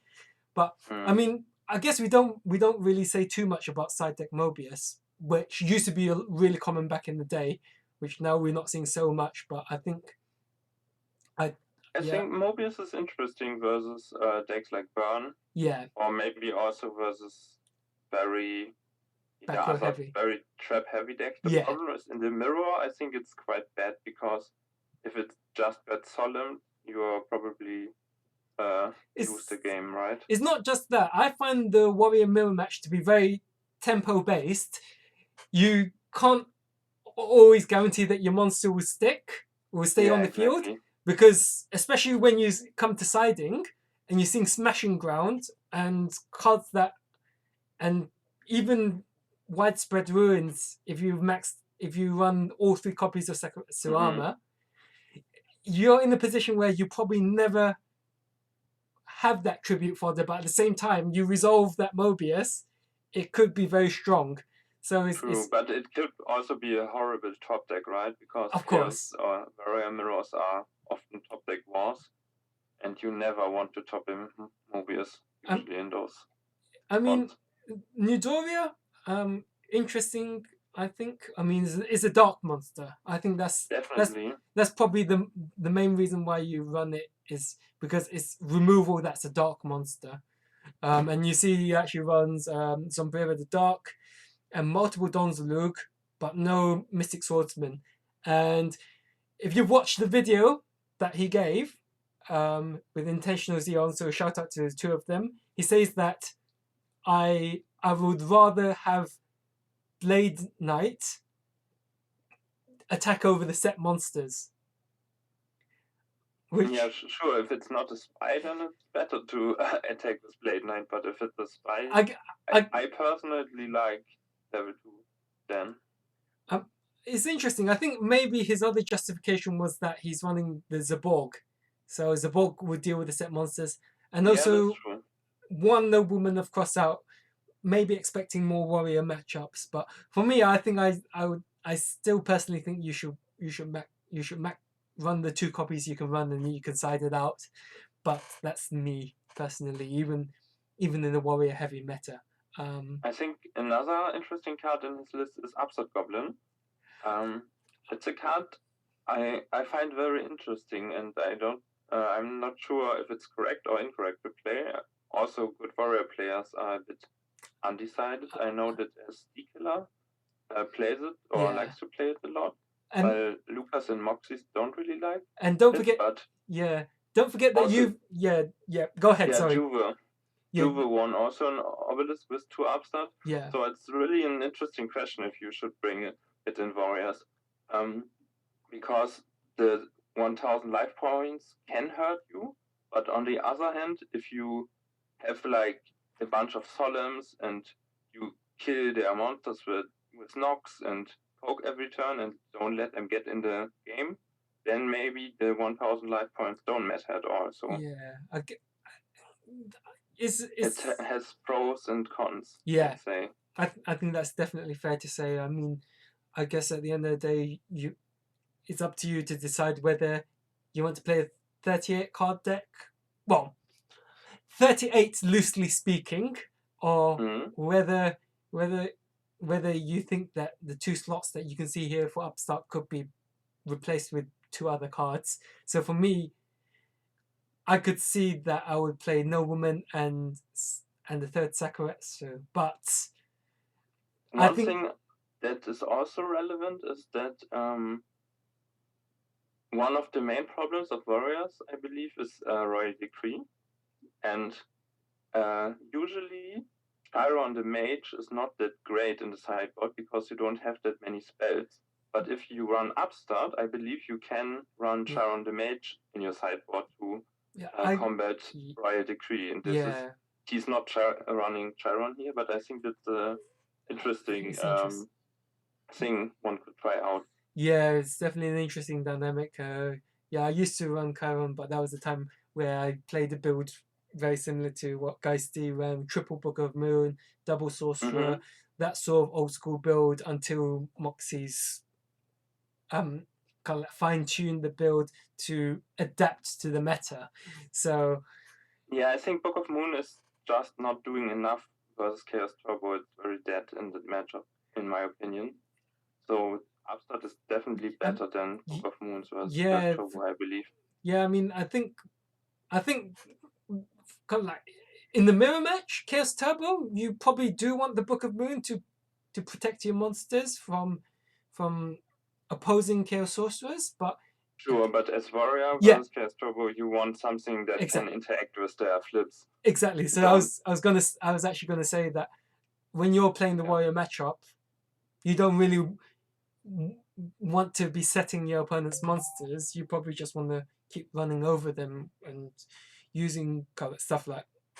The thing is also, if they summon a Chaos monster and want to banish one of your cards, and then you Book of Moon your card, they still got the Chaos Book of Moon, right? So it was still a +1 for them. Yeah, and also you still need to deal with that Chaos monster as the Warrior player. Exactly. So anyway, and I only just noticed this, but no Ninja Grandmaster Sasuke. But I guess you're running the Zaborgs, so you got enough lights to support your Chaos monsters, even if the Zaborg is a dead draw. Yeah. So yeah, I think definitely very interesting list. Yeah, for sure. I mean, yeah, go check out his updated list, which is. I think a trend we are noticing here is that in the last times, unusual builds of usual decks tend to do very well because people are basically knowing every card of every deck, and then if everyone knows exactly what they are playing against, it somehow became or gets a good idea then to play unusual cards, right? Yeah. So let's call them tech cards. So all these tech, I mean, like I've experienced it firsthand as well, where I've obviously lost to theNano, who's had what I feel is a very, very teched out build with that morphing jar, and with his particular build, and then we had that Chaos Turbo Monarch, whatever you call that deck that I faced in GFC 12. We were like, a lot of us are like, oh, that looks like a mishmash. But when you play against, I also lost against that deck. When you play against it, it's like, yeah, it's when you play these sorts of unusual builds with tech cards, it throws a lot of people off. So yeah, that's the whole really point hard of them. To play around all of them, and you don't know, you can't play around everything, and if you don't play around anything, then you can get also punished. So it's really hard to play against a bunch of one-offs. Exactly. So yeah, I think we covered the top 4. No, I lost. I don't have the replay. Oh well, I'm gonna have to ask someone to grab the replay of someone. So yeah, we got 4 more people to cover. Which is fair to cover. Smell My Finger, I think, is a pretty standard Chaos Turbo list from what I can see. Nothing. Check it out. Yeah, we also have the Tsukuyomi. Nothing. The tribe main. Yeah, not really too surprising that we've seen 3 Chaos Turbo builds all running Solemn Judgment, which that's the latest trend of Turbo, right? I've been playing with Solemns for quite some while because the whole, as I said a lot of times, you get to a point where you want to back up, you want to have your Chaos monsters stick to the field, and Solemn Judgment outside of your usual defensive cards is pretty good at that. So yeah, not really too much to shout about with this build. Pretty standard from what I can see. And I agree. People respecting Burn. We've seen Snatch Steel respecting Burn with Des Wombat. And also Smell My Finger has also. Yep. Yeah. So I was going to say there. We've seen Don't Copy, and we've seen theNano's build, which they've thankfully given us an insight into how they design the decks and how they play. 41 cards from Confused Ray. It's a bit of everything, right? He's basically having a Chaos Turbo and is drawing the Chaos Control engine of Scapegoat and Metamorphosis. Yeah. I mean, Blade Knight's actually pretty good.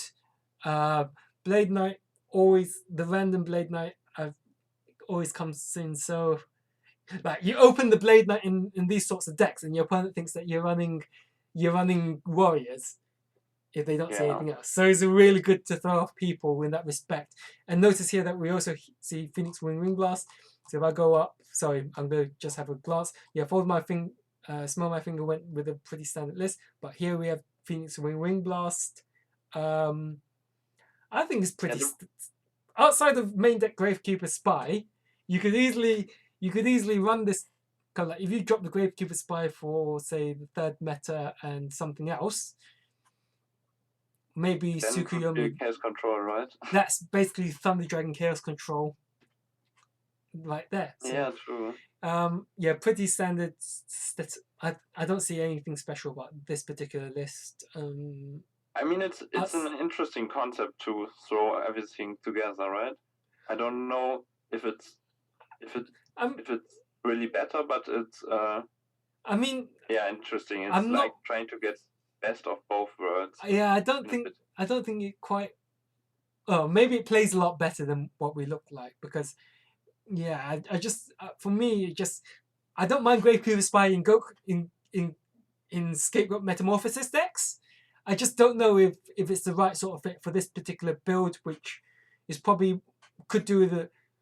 Maybe I need to play around with it, but I think. Yeah, I'm also not sure if Spy is the way to go in Chaos Control. So we've covered Templi, Delicious running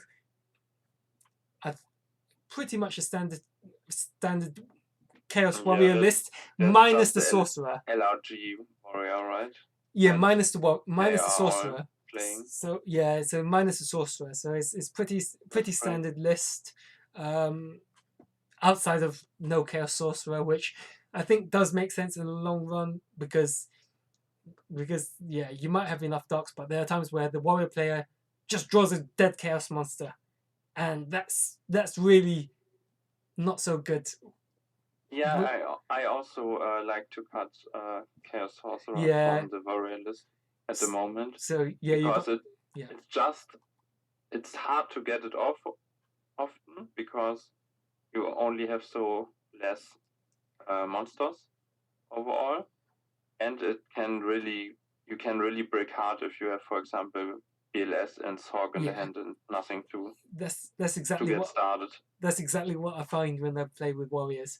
Thankfully the chances are low, but even then, come top decking, okay, maybe the sorcerer is better in the top deck, but when you're in a top deck situation where you don't have the fodder and you want Blade Knight to be 2k, and you have the sorcerer in hand, it's a dead monster in your hand, and you can't get rid of it easy. So that's I think like I wouldn't be surprised if people did take on this sort of warrior list and do really, really well with it, because you're running one less dead draw effectively. Although the skill dark I'd probably want to cut the skill dark personally if I didn't run the chaos monster. Yeah, I won in the last GFC. I won run also a similar list where I cut warrior the skill dark magician and the DD warrior lady for two Sasuke number 4. Yeah. And I play 2 Dust Tornado main and only 2 Sakuretsu armor, but I think apart from that, everything is the same. So I think the core of the list is very strong, and it's only about some tech cards, as you said. Well, it's not really. I think Moxie's, when he won the list and streamlined the list to face the meta, people have obviously paid attention to that since, and pretty much, well, I guess you can say it's LRG Warriors. I think it's fair to say because Lucas obviously has, but like you mentioned, but still, at the end of the day, people are net decking it for a reason. So yeah. And the last list we have here is from Anthony Alvarado. Yeah, it's a really cool list. I find it really interesting. It's sad that we didn't see it too much. Yeah, it's similar to, if I'm not mistaken, it's similar to the list he won with he won an FLC with. So it effectively takes out a lot of it takes out Magician of Faiths, puts in a bit more aggro spin, and the great thing about running return in these sorts of builds is that you're building towards the return. You're always have it in your mind. Even if a Chaos Monster goes to the graveyard, you're like, I'll banish that Chaos Monster, and I'm pretty safe knowing that Chaos Monster can come back. Yeah, that's great. Yeah, I mean, I think he's mentioned it. Obviously, max out on the dark flip monsters, get them hit by noblemen, bring them back with a return. Good old school, kind of like old school ideas. I think he says it suits his playstyle a lot better. So it's a shame it didn't work out, but I can like whatever works for you works for you. I I think. definitely want to give it a try on the ladder Yeah. after one. Yeah. It looks interesting to me, and like it could have potential. Yeah. I'm wondering if you could maybe play reinforcement of the army if you play 4 warriors. I think.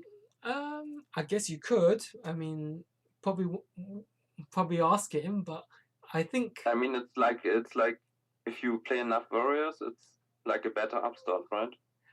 I guess if you're playing, you're already playing 20 monsters, and adding an extra one in the form of reinforcement of the army is a bit. Yeah, that's true. Maybe you can cut 1 Blade Knight and put reinforcement. But then, I guess you could, but I think you probably Blade Knight is a card that you do want to see. I'm surprised. Yeah, but you see it with reinforcement can basically represent a Blade Knight, right? But if you need the Warrior Lady more, you can also get the lady.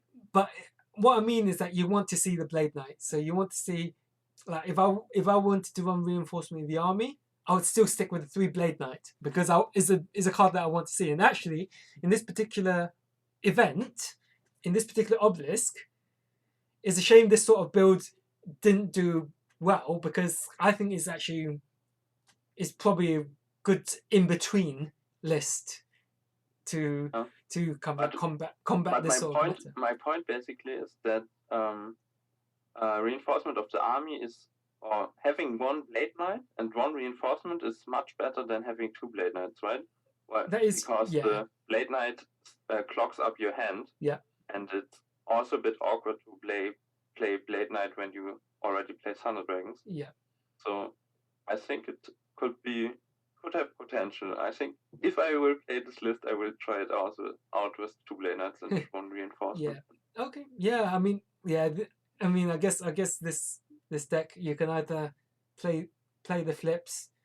Yeah. It's that's the one thing that I'm not really liking about Blade Knight in decks that want to maintain a field presence outside the warriors, because warriors, you're rewarded for poking with the same monster over and over again because you don't ever want to run into mass removal cards, right? But in these sorts of decks, like even the list that showed up, okay, yes, there's Attack Blade Knight in the Chaos Control list that we saw, and I do like the idea of it, but at the same time, it's like, well, if I draw my flip monsters, it's dead, and I have to discard it to something.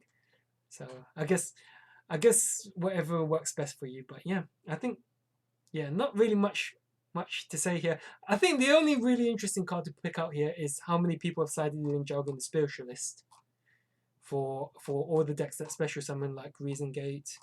1, 2. Yeah, Jargon is a cool card, definitely. If you got the back row to protect it, 3. Yeah, we saw 3 people.